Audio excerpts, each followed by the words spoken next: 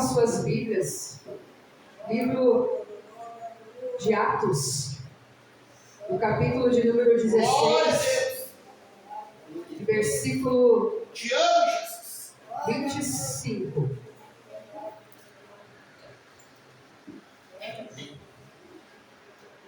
Olha aí.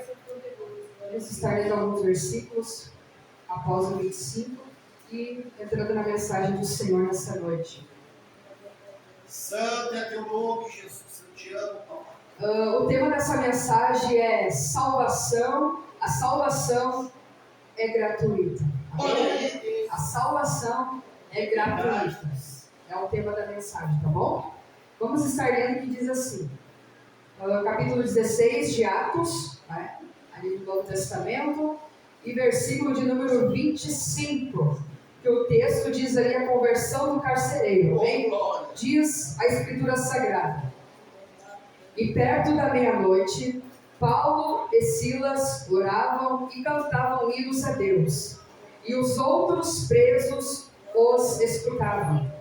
E de repente sobreveio tão grande terremoto que os alicerces do cárcere se moveram, e logo se abriram todas as portas, e foram soltas as prisões de todos. 27. Então, acordando o carcereiro, e vendo abertas as portas da prisão, tirou a espada e quis matar-se, cuidando que os presos já tinham fugido.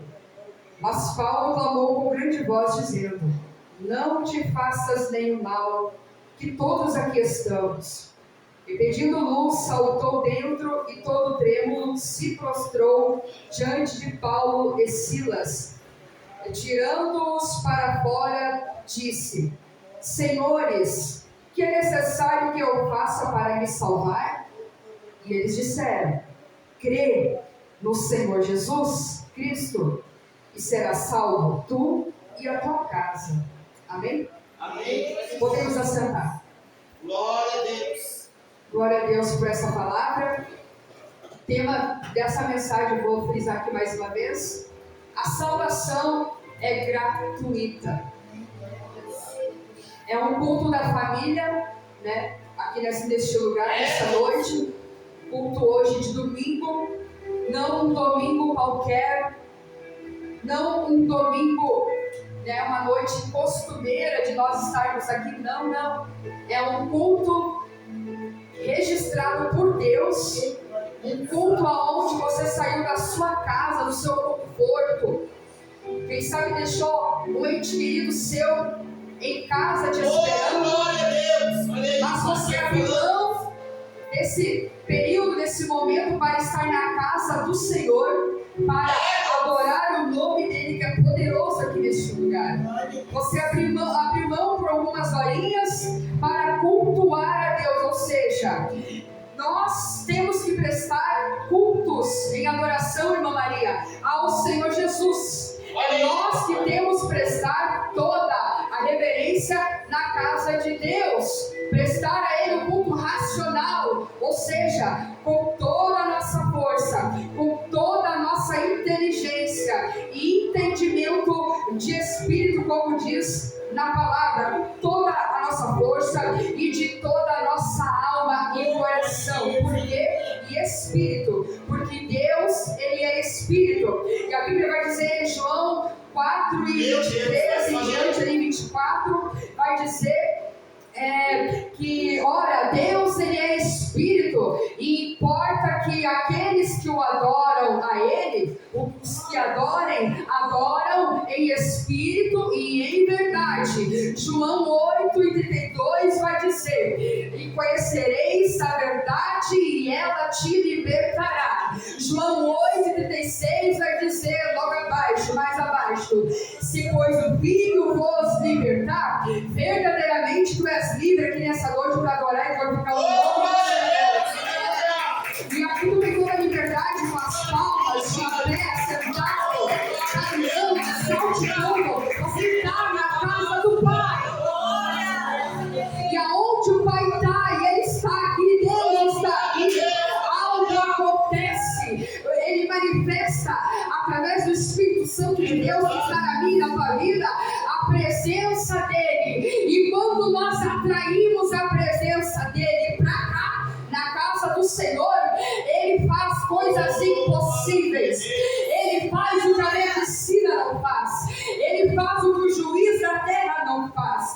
O juiz dá o decreto, Deus dá outro decreto.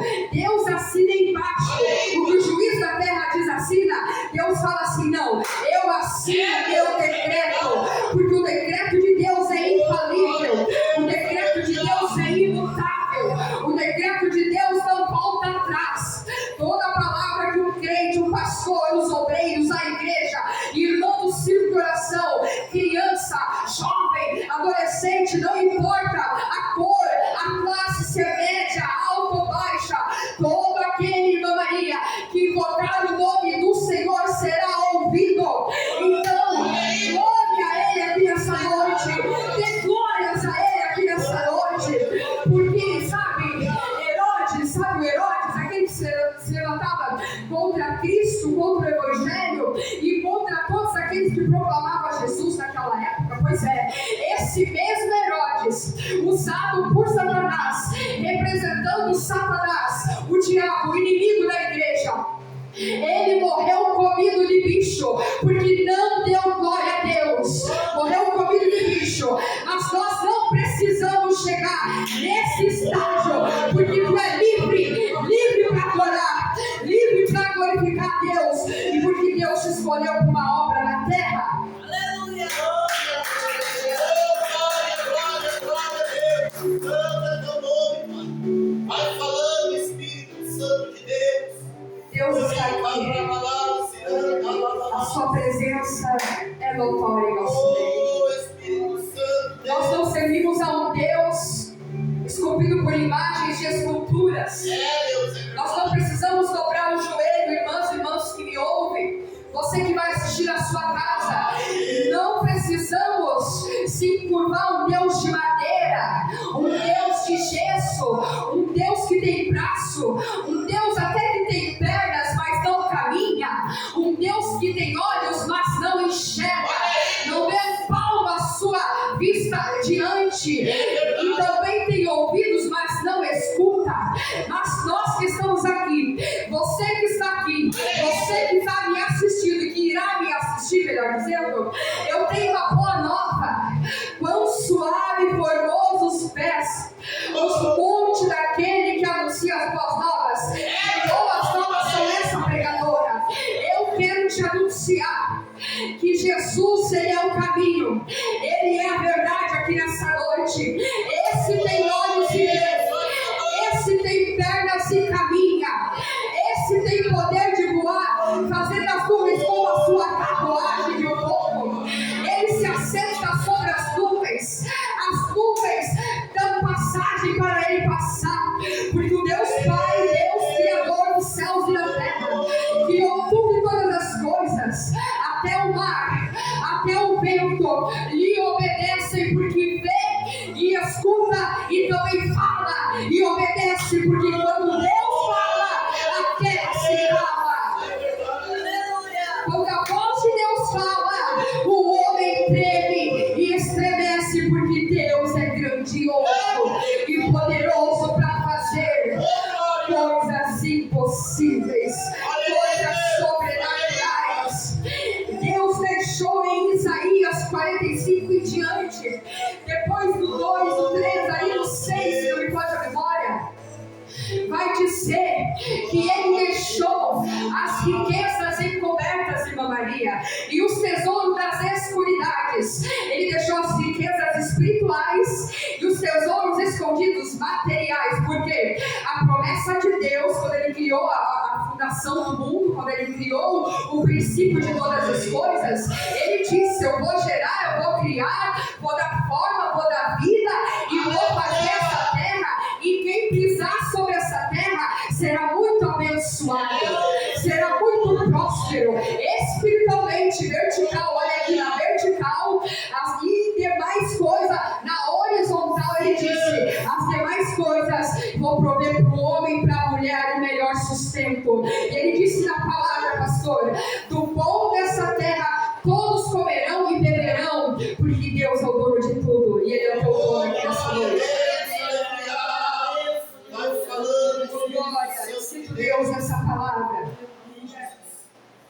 graças a Deus, Ele deixou algo, um presente chamado salvação. Salvação essa, porque a salvação é gratuita. Você não precisa derramar sangue, não. Você não precisa assim cortar os teus punhos, os teus braços, né? Pegar ali uma galinha preta, vermelha, amarela, sei lá, para poder fazer que Deus venha te ouvir. Não, não, não, não. O sacrifício já foi pago, chamada cruz do Calvário, aonde Jesus derramou sangue puro, por mim e por você. Pagou nossos pecados, era para nós que era para estar naquele madeiro, lá no Gólgota. Mas não, não, não. Deus mandou e enviou Jesus, o seu Filho, para fazer isso por nós, para que hoje nós estivéssemos aqui livres para adorar e para sermos salvos. Eu, você e a nossa casa. Agora entrando na mensagem, já foi introduzida aqui. Agora eu entro na mensagem dizendo sobre o apóstolo Paulo. Paulo teve uma história passada. Ele era Saulo antes de ser Paulo. Mas eu não quero me deter aqui. Eu quero ser bem objetiva e serei nesse versículo, o primeiro aqui do versículo 25, que diz assim, ó: e perto da meia-noite, Paulo e Silas oravam e cantavam hinos a Deus, e os outros presos os escutavam. Gente, irmãos e irmãs, essa salvação tem um preço de renúncia. Jesus disse: todo aquele que quer seguir a mim, que quer vir após mim, negue-se a si mesmo, toma a sua cruz de cada dia e siga-me.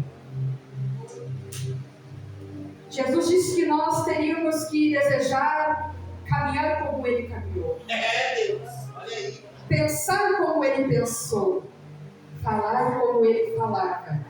As palavras de Jesus eram de autoridade, poder, porém manso e humilde de coração. Ele disse em Mateus 11:28, 20: vem até mim, vós que estáis cansados, sobrecarregados, oprimidos, e eu vos aliviarei. Tomai sobre vós o meu jugo, que é pesado, leve, e trarei descanso para as vossas almas. Paulo, ele encontrou descanso para a alma dele. Ele era preso quando era Saulo. Deus deu um novo nome, Paulo. Assim é nós. Antes você era conhecido por apelido. Quem sabe o seu João ninguém, Zé ninguém. Não vai dar nada a esse, não vai dar nada a essa. Porque essa aí não nasceu para vencer, esse não nasceu para vencer. Esse aí é um João ninguém, mentira do diabo. Porque Jesus, quando ele veio, já disse: eu sou a vida e a ressurreição. Ainda que alguém venha morrer, eu sou poderoso para ressuscitar dos mortos. Maravilha, Deus. Olha aí, Senhor. Vai tocando. Então, Deus, ele é grande, Jesus é poderoso. Jesus fez uma obra linda na vida de Paulo. Antes ele era Saulo, como eu disse. Ele perseguia os cristãos, maltratava os irmãos, as irmãs, as mulheres dentro da igreja. Perseguia por causa do evangelho, ele não entendia. Ele era ignorante e ele era um homem estudado. Ele conhecia todos os idiomas, as linguagens, desde a parte teológica da Bíblia. Sério. Mas ele precisava ter um encontro com Jesus. E quando ele caiu do cavalo, Jesus preparou tudo. Um encontro na rua direita, na rua Damasco. Quando Deus revelou-se para Ananias, Ananias tremeu na base porque conhecia o passado de Saulo. E sabia que ele era um homem poderoso, um homem que causava medo, não só medo, como era ruim. Ele era ruim, todo mundo temia Saulo. Mas e agora, quando Saulo teve um encontro com Jesus, ele se torna Paulo. E Jesus disse: Saulo, Saulo, por que tu me persegues?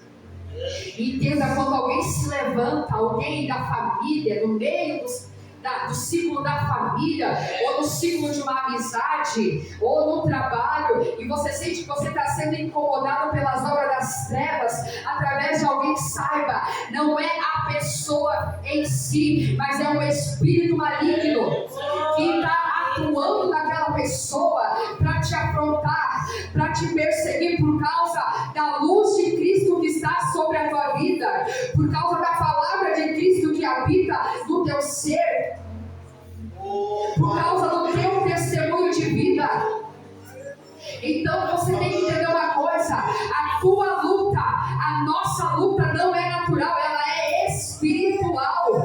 Por isso que estamos numa milícia, numa guerra travada. E essa guerra ela não é natural, terreno, horizontal, ela é nas regiões celestiais, nas regiões ali aonde teus olhos não vê, mas Deus vê, e Ele revela aos pequeninos da terra, Ele revela para aquele que ora. Deus revela o oculto, escondido, os planos do inimigo para aquele que se coloca, para aquele que tem intimidade com Deus. E ali os planos do inimigo são todos desfeitos, e Deus chega com livramento para a tua vida. Paulo então se torna, agora ele é perseguido por causa do Evangelho. Perseguia antes, agora ele está sendo perseguido por causa do amor de Cristo. Então, ele aqui nessa passagem de Atos, ele vai para a sua segunda viagem, tá? Na segunda viagem ele era missionário, ele anunciava Jesus a todos os povos, a todas as gentes, escrevia cartas, epístolas, e ele trazia mensagens de exortações, mensagens de salvação, de cura, de libertação, de vida nova com Cristo, mensagens de mudança, arrependimento, porque para ele dizia: o meu corpo já está mortificado pelas marcas de Cristo, os meus lombos já estão feridos pelas marcas dos açoites, por causa da palavra de Cristo que habita em mim. Mas para ele, quanto mais açoite, mais ele tinha prazer nas aflições. Sabe por quê? Como assim? Não é coisa de outro mundo, não, é realidade. Porque enquanto nós estamos aqui, você está aqui sentadinho, bonitinho nos bancos, aí no mundo a mídia não divulga, a mídia acha que na verdade oculta, mas nós já sabemos, quem não serve a Deus também sabe disso, que há um povo, irmãos nossos em Cristo, que está levando a palavra da cruz, o evangelho da paz, as boas novas, e estão sendo torturados nesse momento. A sua vida está sendo torturada por causa de quê? Por causa da palavra, a palavra da verdade que liberta. Quer ouça ou deixa de ouvir, a palavra é uma só, e conhecereis a verdade. Vou falar de novo, e ela te libertará. Deus é grande. Há um povo que está pregando a palavra e está sendo massacrado, mortos. Sabia? Por causa do evangelho. E isso acontece e eu tenho que anunciar. Eu não posso ocultar, porque senão eu estaria contradizendo a palavra, e a palavra não mente. A palavra de Cristo é a única palavra que é reta, sincera, e ela tem alvo e direções. Olha aí, Deus. Sabe? Cada culto tem um mensageiro certo, o pastor certo, a igreja certa e a palavra certa. Aleluia! Olha aí, Deus, é verdade. E quando falam então ele já está convertido, recebe a missão, é consagrado a Cristo, ele cai na graça dos irmãos, do povo, e ele vai então pregar o evangelho então, na sua segunda viagem. Não vou entrar em detalhes quando ele iniciou ali com Barnabé, que houve ali uma discórdia entre eles. Enfim, Paulo escolhe Silas, cai na graça ali, espera a aprovação de Deus, Deus confirma, então ele segue adiante na viagem com Silas. E nessa viagem também estava acompanhando o jovem Timóteo, filho da fé de Paulo. Enfim, Paulo era ganhador de almas. Então ele ganhava crianças, jovens para Jesus, mulheres, e a primeira mulher foi a Lídia. A Bíblia vai falar também dos lidianos, eu aprendi isso hoje. Essa mulher era da cidade da Grécia, da Macedônia. Ela era uma comerciante muito poderosa do recurso financeiro. E ela viajava ela ia para Atenas, para a Grécia, era naquela região toda lá. E ela estava em Filipos, morava na cidade de Filipos. E E também foi ela parar em dado momento na cidade de Tiatira, atualmente hoje é a Turquia. Entenderam até aqui? Hoje, nos dias atuais, a cidade de Tiatira, do Apocalipse, ali das 7 igrejas da Ásia, que Deus fala, Filadélfia, Laodiceia, Esmirna, Éfeso, Laodiceia, e também a cidade de Tiatira. A palavra é engraçada, né? Tiatira. Não é nesse sentido. É o nome da cidade, mas hoje é a Turquia. Então, pois bem, Paulo encontra essa mulher nessa cidade, hoje atual, Turquia, que na época era, então, na cidade de Tiatira. E ele fala de Jesus, que Jesus salvava, transformava, libertava. Então essa mulher creu na pregação de Paulo. A Bíblia vai dizer aqui em Atos que ela é batizada com o Espírito Santo, ela e a sua casa, ou seja, a sua família toda. A irmã Maria se converte ao Senhor. E no meio do caminho, quando Paulo estava nessa segunda viagem, assim como de muitas viagens que ele fez, eu quero enfatizar nessa segunda viagem, ele estava no caminho com Barnabé, e no caminho ele ficou por muitos dias naquela aldeia, nos lugares indo e vindo, falando de Jesus.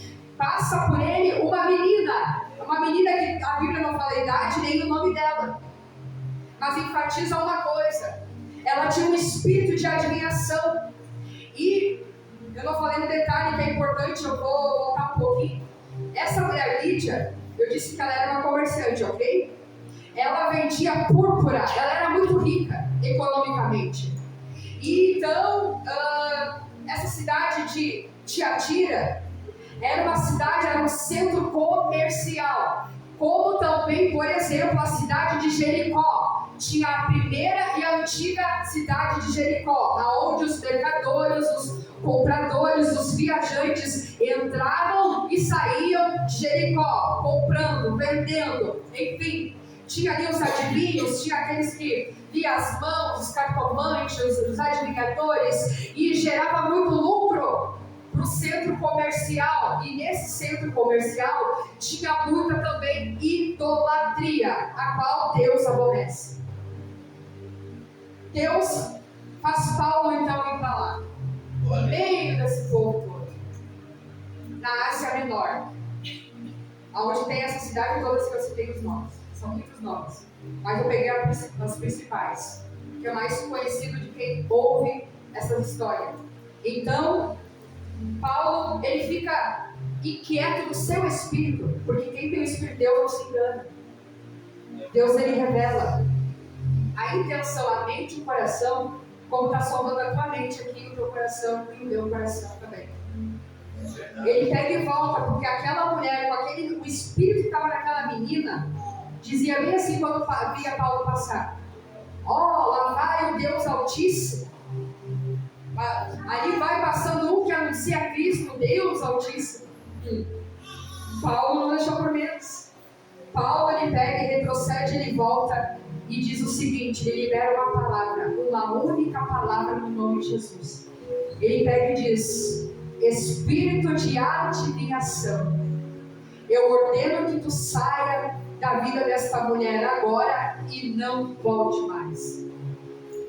A Bíblia não diz que ele gritou, que ele ficou dizendo sai, sai, sai, não.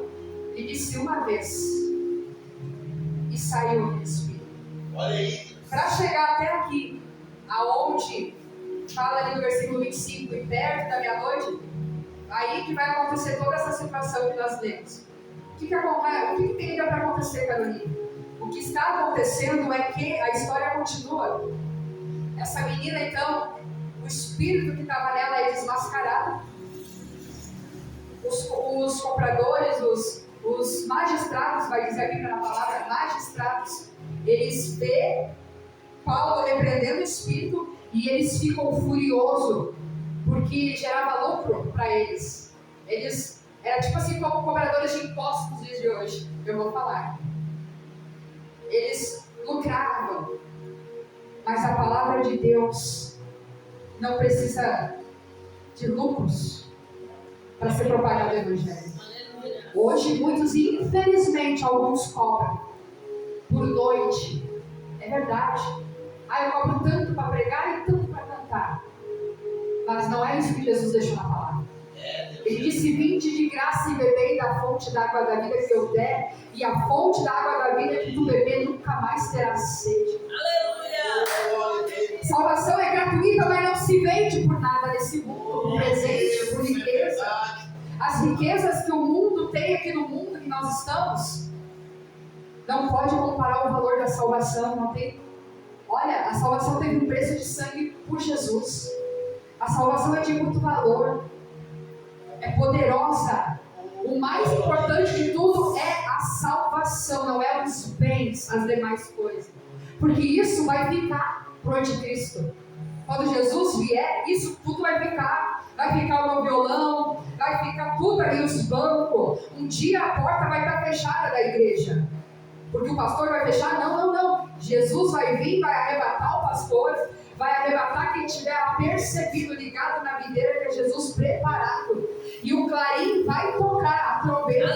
E quem estiver preparado vai subir. E agora, infelizmente, quem não estiver pronto vai ficar. E eu não quero entrar nesse detalhe. Eu quero focar aqui. Que hoje a salvação continua sendo gratuita, é o tema da mensagem. Então hoje não perca tempo. Se você tem algo para consertar a tua história, a tua vida, faça hoje isso.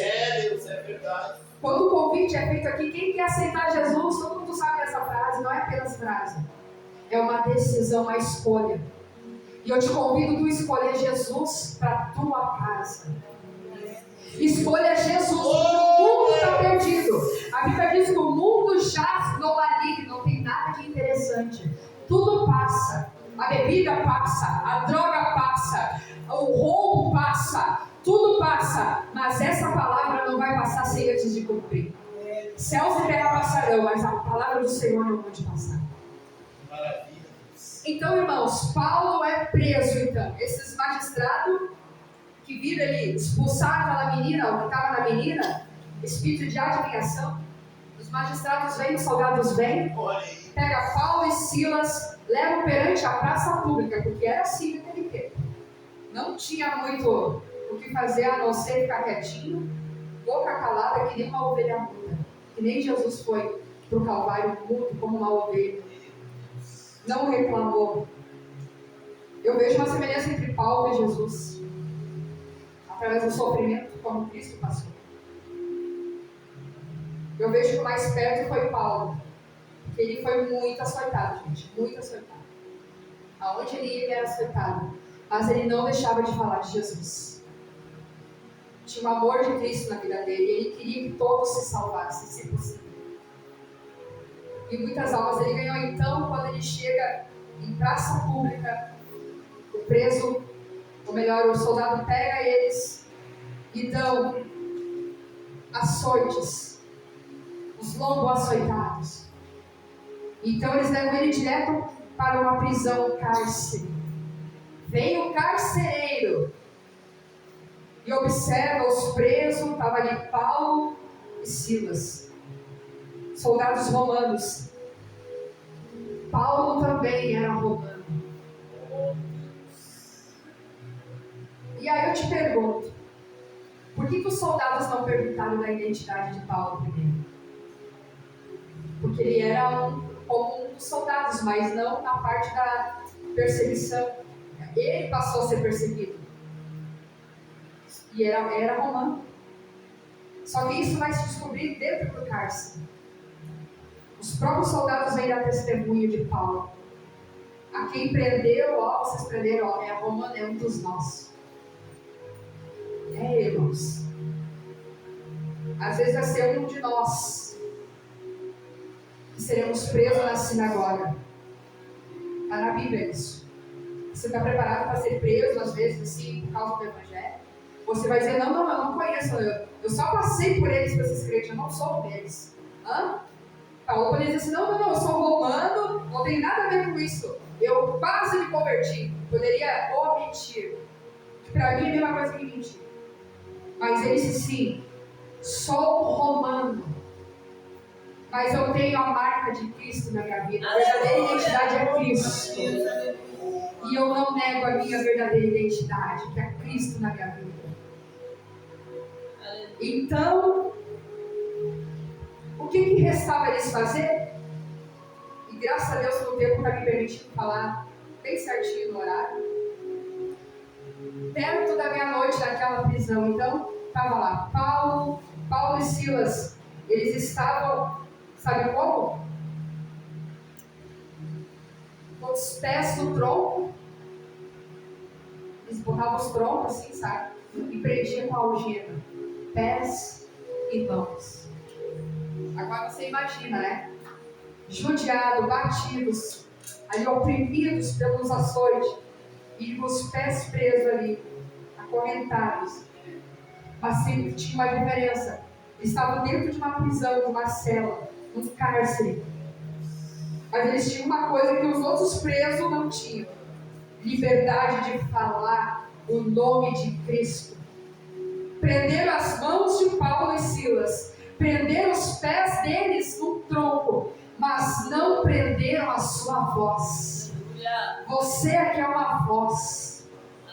A tua voz é um porta-voz de Deus. Por isso que muitos fazem canções e diz que nada pode calar um adorador. Nem os açoites, nem as marcas, nem as aflições, nem a angústia, nada pode nos separar do amor de Cristo. Porque você tem uma voz. Pode amarrar teus pés, as tuas mãos, os teus braços e falar, e você não vai sair daqui, você vai ficar preso aqui por causa desse teu Jesus, mas você não vai negar na tua pouca força, você vai resistir. Em Apocalipse vai dizer assim, ó, como guardaste a palavra da minha paciência, né? Mesmo tendo pouca força significa resistência. A igreja é uma resistência na terra dos viventes. A igreja tem poder, a igreja tem força, a igreja é uma autoridade otorgada por Deus na terra, aqui dentro, ali fora. Nós temos autoridade de Deus para apagar os dardos inflamáveis do maligno. Você é um porta-voz de Deus, e Paulo foi um porta-voz, não só um porta-voz de anunciando a Cristo, mas também um adorador, porque aqui no versículo 25, na qual nós lemos, vai dizer, perto da meia-noite, eles resolvem então, eles conversam um com o outro, creio assim, e eles começam então a orar, irmã Maria, orar. E depois que eles fizeram uma oração, creio, uma intercessão, aí depois aquela intercessão já passou por um clamor. Clamor é muito mais do que uma intercessão. Clamor é chamar, é clamar, é conclamar, é gritar, é pedir, Deus, eu estou aqui, mas sou dependente de Ti. Deus, eu estou com meus pés, mãos aqui nesse tronco preso, mas escuta a minha voz, meu Senhor e Salvador. Tu és poderoso, não para matar esses soldados que estão aqui presos, mas a oração dele, eu creio que foi essa: Senhor, tem misericórdia dessas pobres almas, desses pobres presos, porque eles têm uma alma como eu também tinha quando era salvo. Eu creio que Deus foi dando uma oração revelada para Paulo e Silas. E depois daquele clamor, se tornou em cântico. E eu creio que mais ou menos eu posso conjecturar, a Bíblia me dá esse direito. Eu creio que a canção era essa: porque Ele vive, eu posso crer no amanhã. Ainda que estou preso, ele cantava: porque Ele vive. E começou a dar um tremor. Tremor não há, mas eu bem sei. Começou a tremer a parede. Continuem cantando. Começou a dar um terremoto. E começou as paredes, as prisões, as portas começaram a se abrir. As prisões se abriram dentro daquela prisão, irmãos e irmãs. E o carcereiro que prendeu Paulo e Silas disse: o que é isso? Eu vou tirar a minha vida também.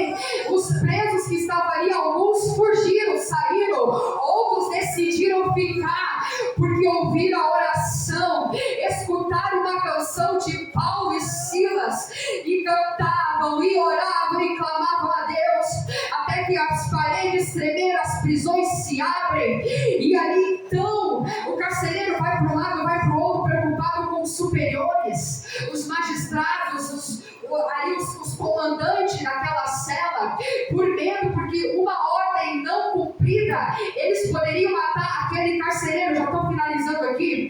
Porém, a oração, a adoração de Paulo e Silas, de um verdadeiro adorador, as prisões não resistiram, as correntes não suportaram, as correntes que estavam sobre Paulo e Silas, amarrados de pés e mãos, se soltaram, Mari, pelo poder da oração e da adoração que eles fizeram. Se tornou um culto dentro daquela prisão, irmãs. E ali o carcereiro, desesperado, ali foge à luz.